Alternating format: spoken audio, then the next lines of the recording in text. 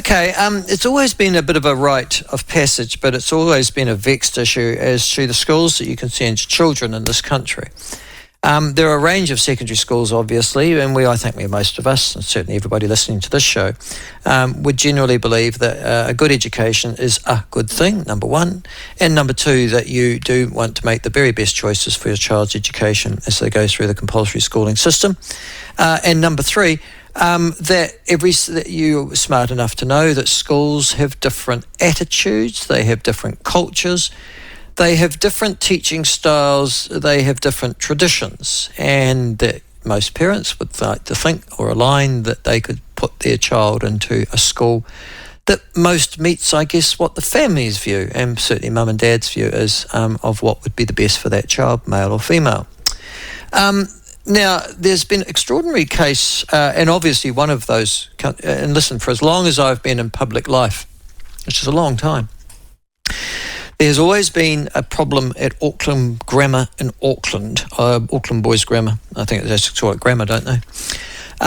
Where they have a roll, I think it was over 2,200 the last time I looked, and people wanting to get into the grammar zone, as they call it, buying in the grammar zone, and there was a premium on that. It's not just Auckland Grammar, but Epsom Girls Grammar, I think, there's part of that equation as well.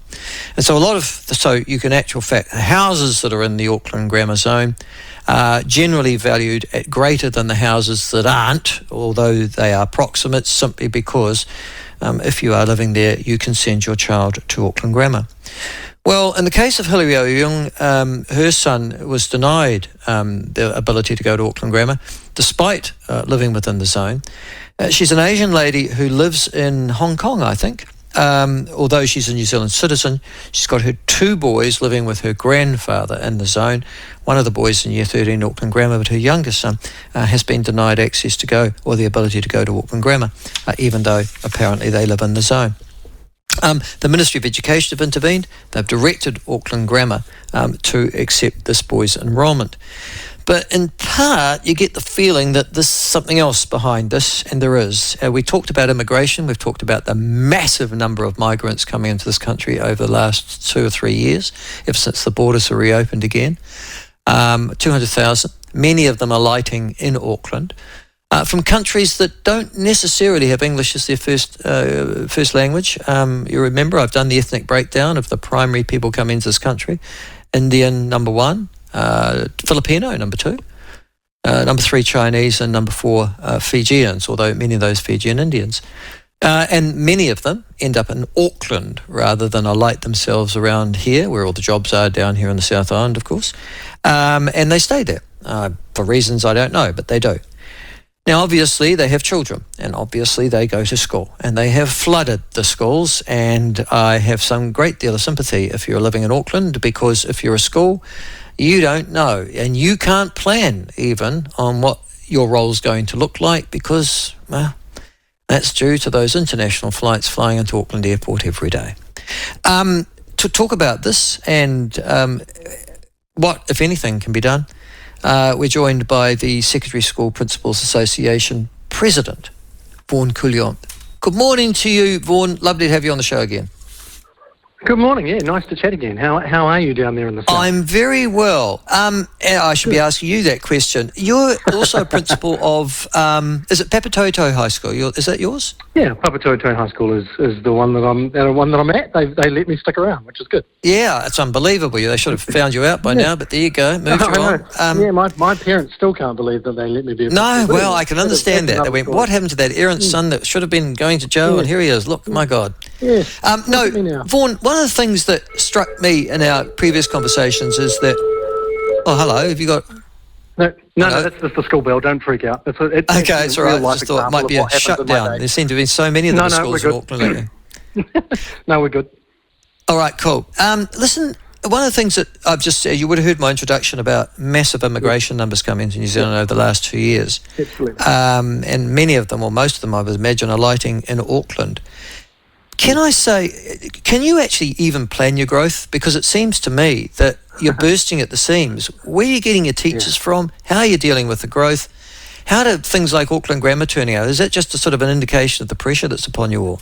I think all of us have got really robust enrolment systems, and if something is going awry with that, then somewhere along the line, someone hasn't provided the right information or raised the evidence to the level that is satisfactory for a particular school. So I'm very confident in the enrolment systems of my colleagues, and trying to do the best they can for the students that are living in their zone in a lawful way and have provided the correct information. So enrolment zones are there obviously to entitle a person living in a particular zone to go to their local school. So it's, the society says we actually want people to be able to go to their local school. If a kid moves in from any one of those jurisdictions that you mentioned in your intro and pops into the street next door to me, our society says they should be able to attend their local school. They shouldn't have to go travelling halfway across the city. Local schooling is what we all believe in from a societal perspective.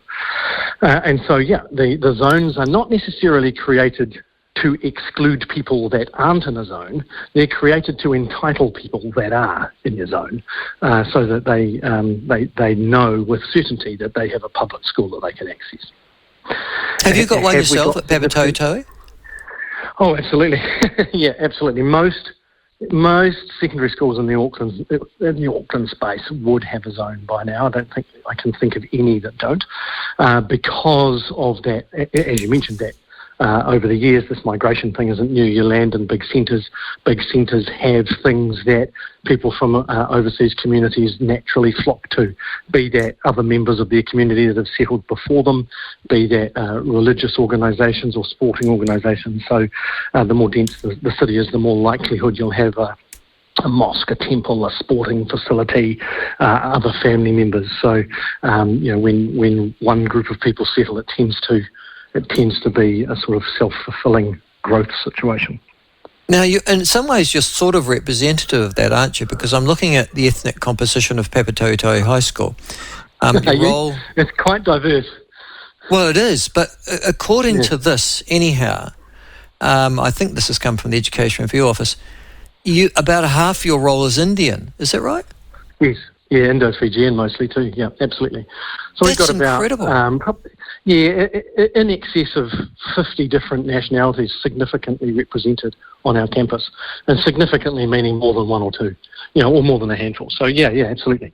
And so we have probably about 50% Indo-Fijian. We have a significant Muslim population at our school as well, but increasing Middle Eastern population, increasing Tongan population, and with that most recent wave of immigration in the middle of last year, certainly an increase from mainland India as opposed to Fijian Indian coming in. And the Filipino, the number two there, that's because there's a lot of medical professionals coming in, a lot of nurses coming in from the Philippines.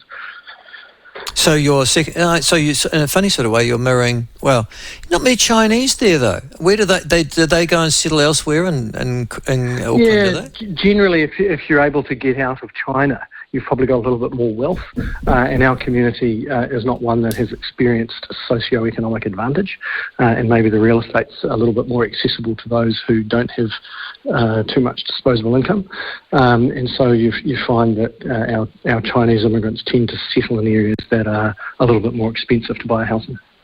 Can I ask a question though? That it's sort of off topic, but it just struck me as you're European, Vaughan, you're Kiwi. Yeah. Pākehā. Yeah. I don't know what the ethnic composition of your staff is, but the immigration. Oh, is it? Okay, because it'd have to be, wouldn't it? Absolutely.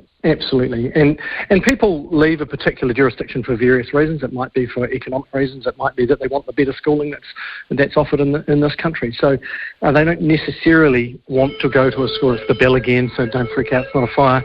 They don't necessarily want to go to a school that's got a whole lot of people teaching them that look like them. But sometimes that cultural safety is a good thing. So my staff is particularly diverse. Yes, absolutely.